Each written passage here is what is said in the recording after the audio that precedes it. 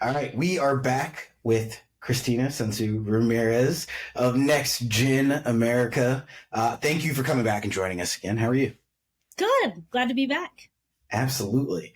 So I wanted to talk to you about the youth vote and kind of where Biden can improve among young people, because it seems like right now he's running into a brick wall. Yeah, I mean, I think we recently at Next Gen, so we're the country's largest youth vote organization, we understand that young people need to be convinced about how their vote can affect the policies that they care about. What's unique about young people is that even though they vote overwhelmingly for progressives and Democrats, and even though they voted overwhelmingly for Joe Biden, in 2020, he was also underwater with young voters. Mm-hmm. And so young people generally, there's a significant portion that don't see themselves as Democrats. They have less party or politician affiliation and more deeper affiliation with the progressive policies they want. So I think the Biden administration actually has a lot to lean on that they have done and delivered in response to young people's issues. Student debt cancellation, $167 billion in student debt for nearly 5 million Americans. Some of the amount that's been canceled is transformative for people. I have a friend who's 30 something years old, and ours still classifies as a young voter because we go up to 35. He worked for several years in nonprofits. He had nearly $200,000 in student debt wiped away. Yeah. And he told me, he's like, I voted for Joe Biden just about student debt, and I feel indebted to him because he canceled my debt. So I'm definitely voting for him again. Yeah. Why doesn't it feel like it's resonated though with young people? When I talk to, family members and kind of like the younger brothers and sisters of friends, and they just don't feel a connection to the Biden administration. And I really do wonder why that is, because you can go through the checklist of things, but this has been a really progressive administration. Yeah. And I mean, climate legislation as well, gun safety, starting to make some reforms on marijuana that are very popular with young people. I think a lot of times in our country, especially with young people, is we want to fall in love with the politician, right? We want to believe and put our hope in the politician.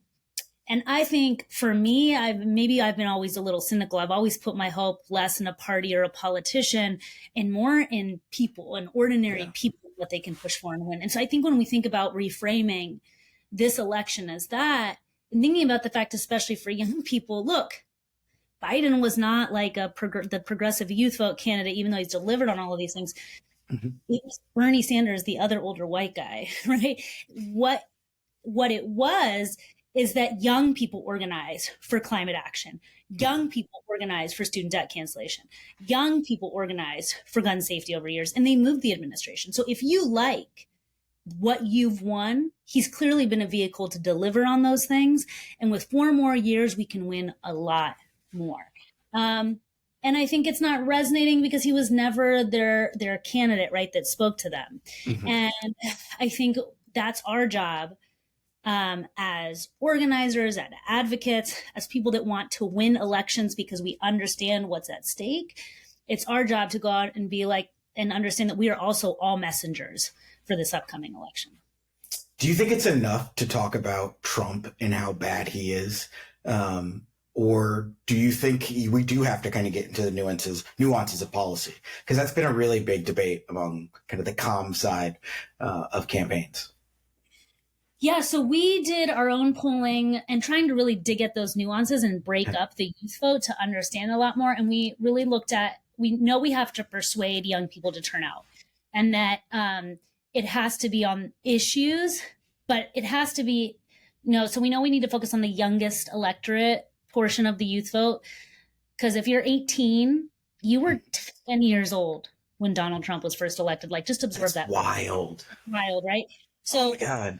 You don't remember probably the crazy going down the escalator and saying, well, they're criminals and rapists. You don't remember probably the Muslim ban, the sounds of little babies being ripped from their mothers at the border. Maybe you don't remember the sight of Heather Heyer being run over by white supremacists in Charlotte, and then our president getting on TV and saying, well, some of these people are very fine people. And you probably don't remember him saying he liked to grab women by the pussy. Those are all things that would be understandable for you not to understand. So, and then the other cohort we have to focus on are the people that aren't fans of either presidential candidate, right? And that's actually a pretty big number. But when we dig into those two groups, one, the folks that don't like either candidate in our poll, 58% of them self-identified as having voted for Biden in 2020. So we know that that is a critical group that we can make up a lot of ground with. They're more likely our people.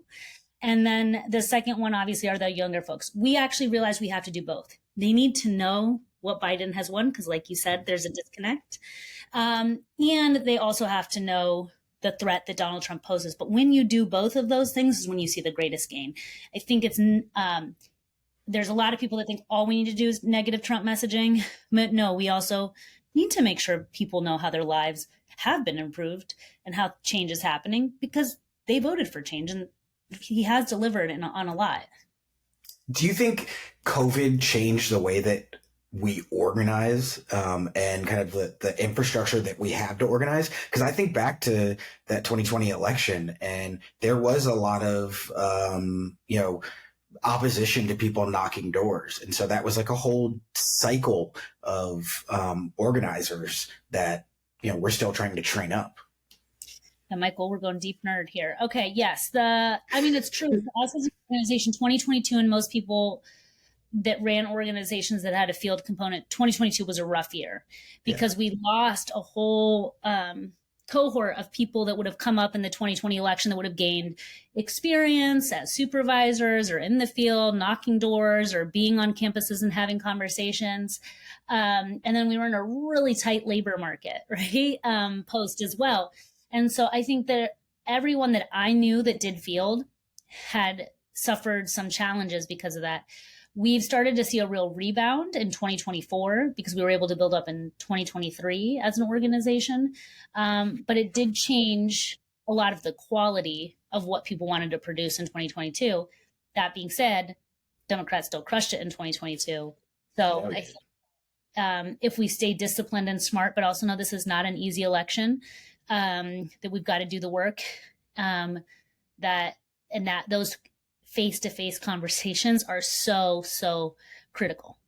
Yeah, you started out as an organizer. Talk to me about what's it like being an organizer? What motivates someone to do such a thankless job? Because I think unless you're inside the bubble, I don't think the average person really understands what it means to go work on a campaign and knock doors and do all the things that really support our electoral system. Yeah, I think a lot of times when people, the story of what an organizer is, when you say it's a thankless job, it's a tough job, right? I think a lot of people are going to be Dolores Huerta or Cesar Chavez or MLK or something, and then they're out on a hot day with a clipboard, right? Yeah. Trying in to the get parking lot of a Walmart. trying to get strangers to talk to you.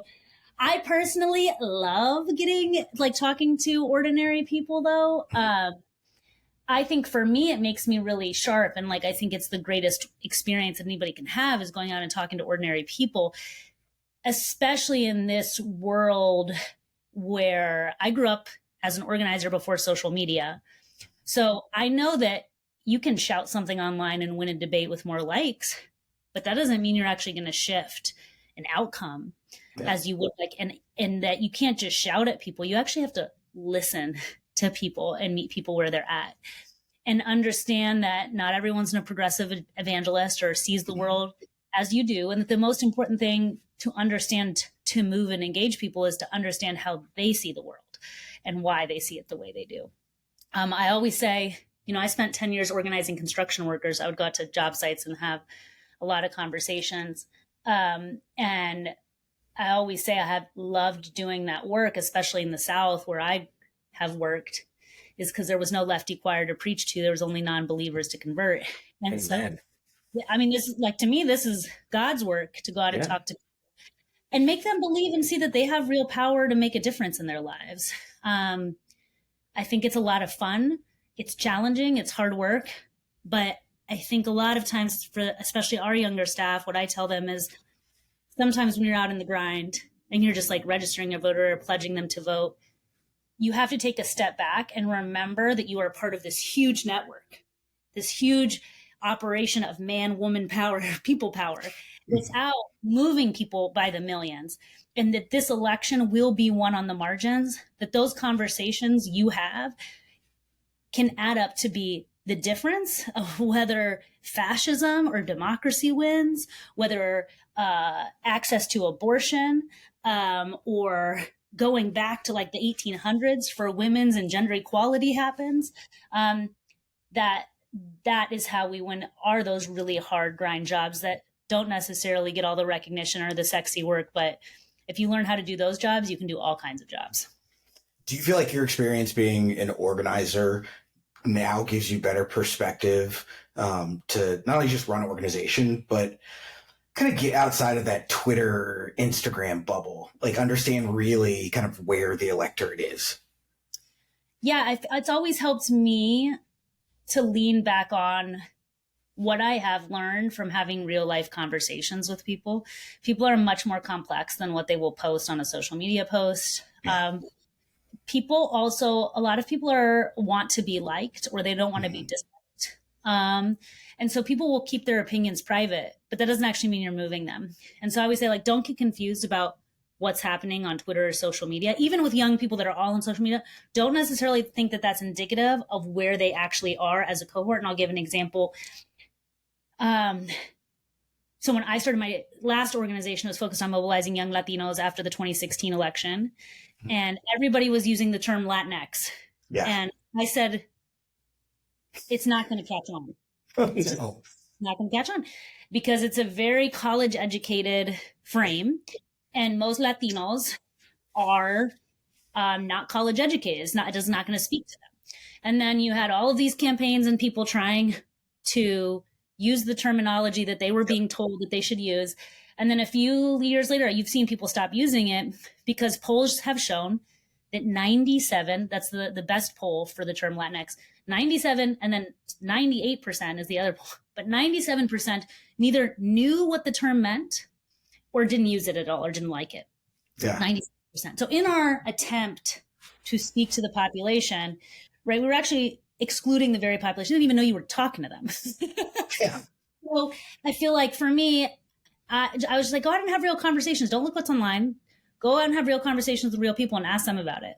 And so that's always the good temperature check is like, are you having real life in-person conversations? And base your decisions based off of data. And I think the biggest thing we need to do as progressives is like not be driven by our own internal viewpoint. We have to test where the population is and meet people where they're at. Like, I'm Latina. I've also been vegan for 26 years and love like hot yoga. And you could reach me talking about like environmental ecology. That's probably not the average Latina my age. Like, and that's okay. Intersectionality. Hey, average Latina probably wants to talk to you about childcare and raising the minimum wage. So go talk to her about that. So anyway, that's, yes, it always helps me to remind me, like, if everyone in your cohort agrees with you, it doesn't mean you're winning. It means if everyone in your circle is speaking and thinking like you, it doesn't mean you're winning. It actually means you're losing because your circle's not big enough.